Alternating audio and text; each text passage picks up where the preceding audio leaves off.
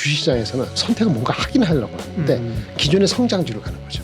빅테크. 그렇죠. 왜? 그만큼 성장이 되는 게 없으니까요. 네. 추종 선수의 소폭 상한다고 해갖고 완전히 붕괴되는 게 아니란 말이에요. 그러니까 소폭 상향하는 정도면은 애매한 주식 안 사고 결국은 빅테크로 더 쏠림이 있을 수 있다.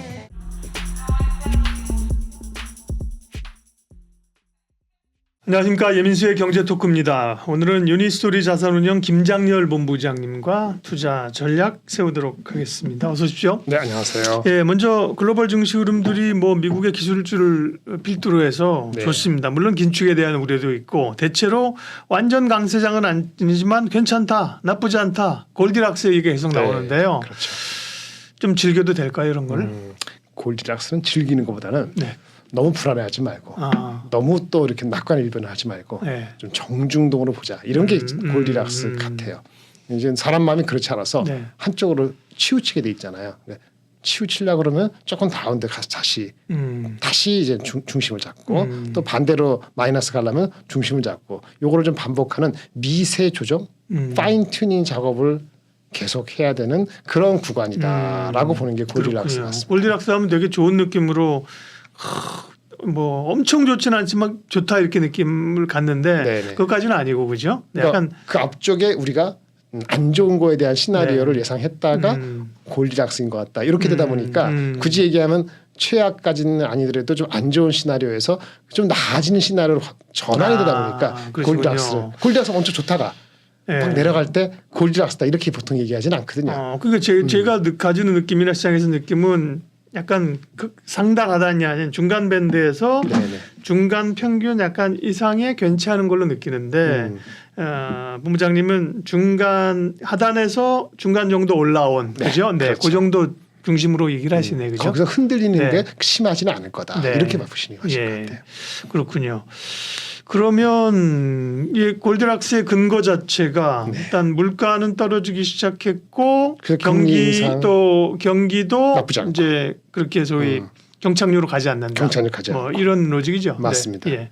한번 정리를 하자면 일단 처음에 이제 물가가 너무 셌기 때문에 인플레가 그렇죠. 인플레 우려가 셌는데 인플레가 좀 서서히나마 내려가는 것 같다. 헤드라인 디스인플레이션이죠. 그렇죠. 헤드라인은 확실히 좀 내려가니까요. 뭐 비록 코아라고 하는 거는 여전히 논란이 있습니다만은 그래서 인플레가 좀 진정이 되는 거 약간 방향이다.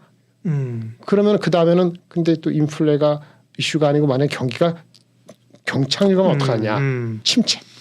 근데 그것도 보니까 지표들이 소비 지표나 이런 것은 또 나름대로 고용을 포함해서 괜찮으니까 금리에 대한 즉 인플레가 잡힐 수 있다 그러면 금리가 멈출 수 있겠다는 생각이 들고 하지만 또 경기 역시 경착륙이 아니라면은 그 어정쩡하지만은 미적지근하지만 그렇죠. 유지될 수 있는 이렇게 시츄에이션이 될 수 있는 거죠. 금리도 뭐 인상은 멈출 수 있지만 인하까지는 아직 아닌 거죠. 그것까지는 아니고 그렇죠. 그건 해 바뀌면 그러니까요. 물론 시장에서는 기대를 완전히 안 하는 것 같지만 그래서 생각해 보시면은 우리 박사님 보시면 연초나 이렇게 올해 지금 6월이잖아요. 볼 때는 이 패드의 시각과 메시지하고 그 다음에 그 시장에서 금융시장에서 바라보는 금리 인하에 대한 이 기대하고가 괴리가 컸잖아요. 근데 요즘 보시면 점차 좁혀지고 있잖아요. 의견이 좁혀진다는 거는 시장이 안정화된다는 측면이거든요.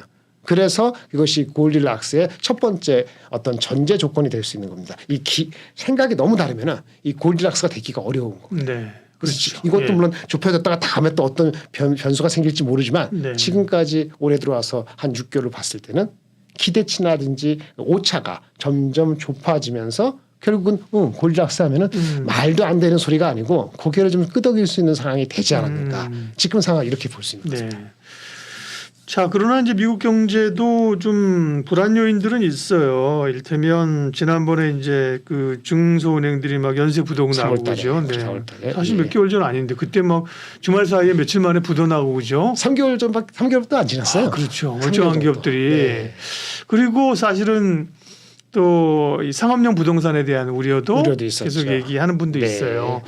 근데 이제 은행권은 대형 은행들은 아니지만 중소은행들이 이제 아직은 어려울 수 있는데 스트레스 테스트를 하는 모양이군요. 은행권에 대해서. 이게 나온 게 있던데 주말에 어느 증권사가 이거를 28일 날 미국 연간 이제 연방은행이 네.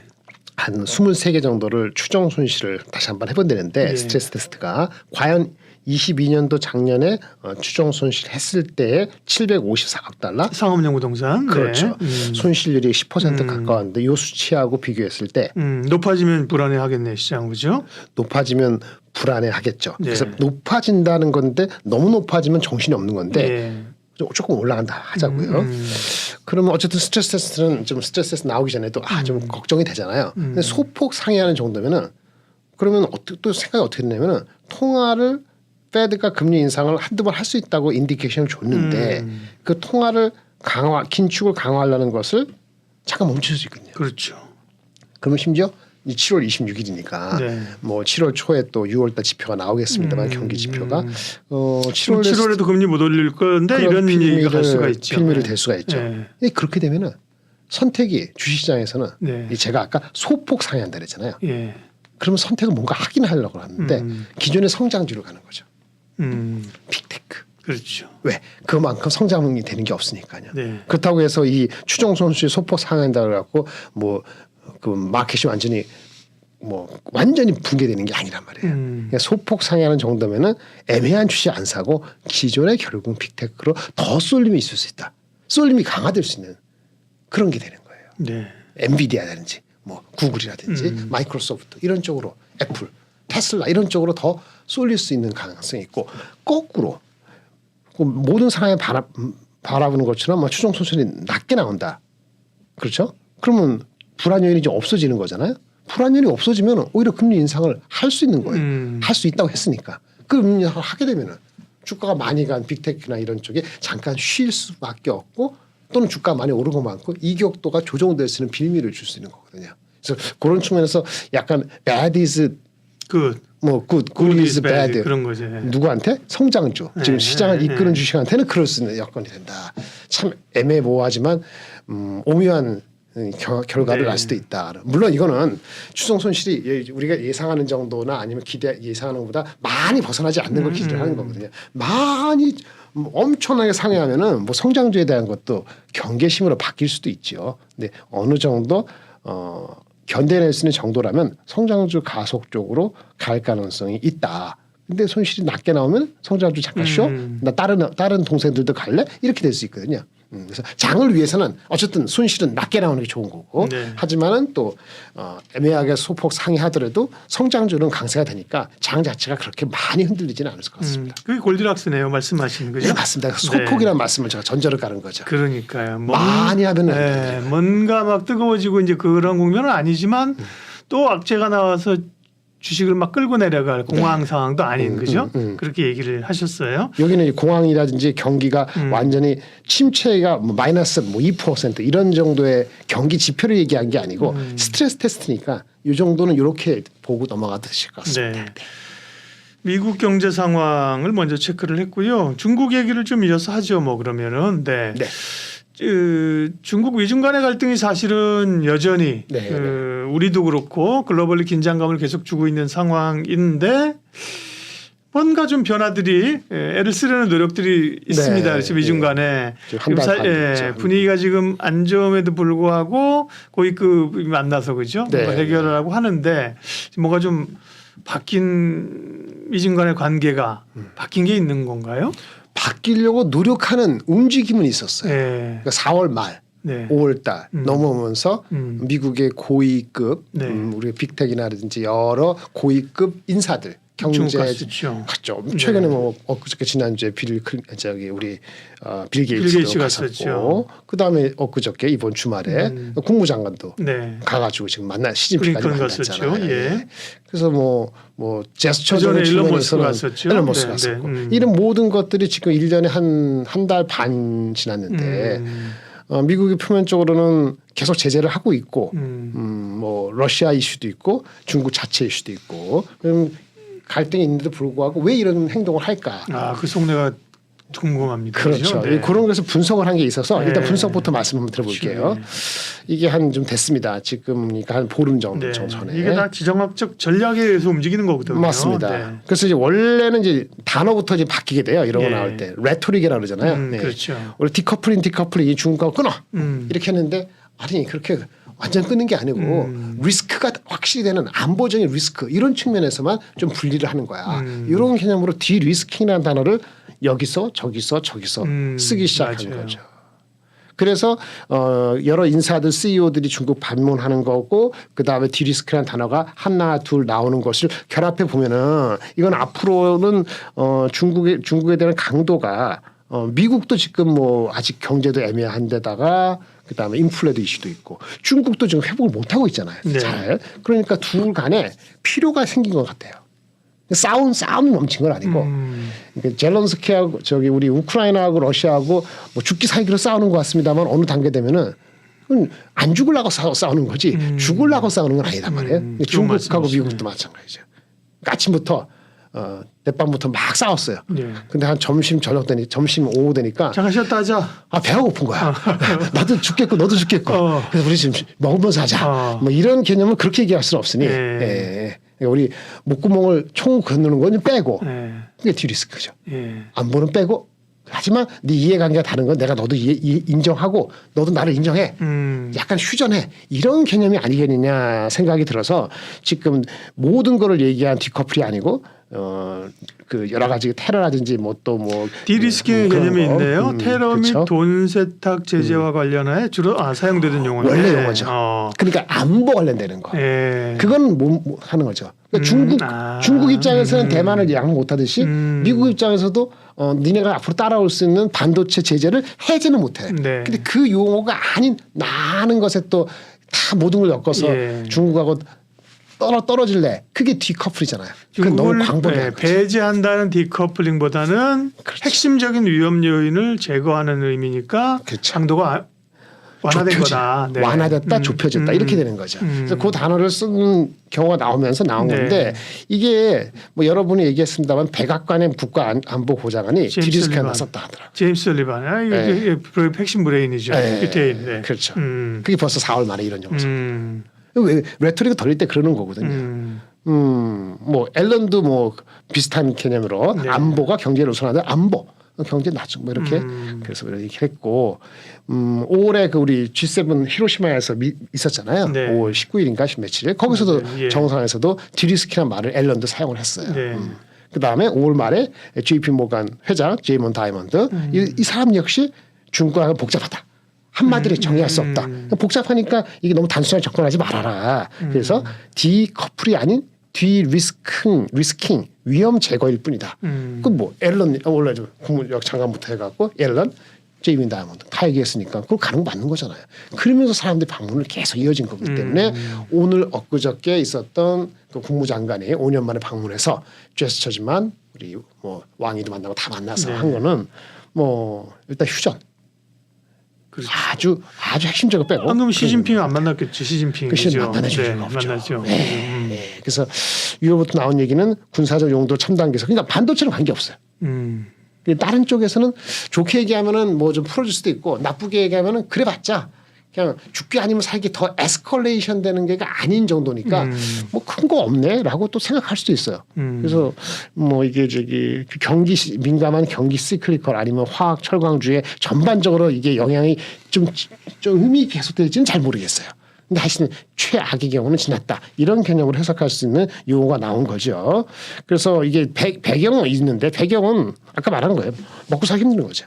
디커플 하니까 힘들어. 그다음에 중국의 의존 높이 낮추는 것도 낮추는 시간이 필요하죠.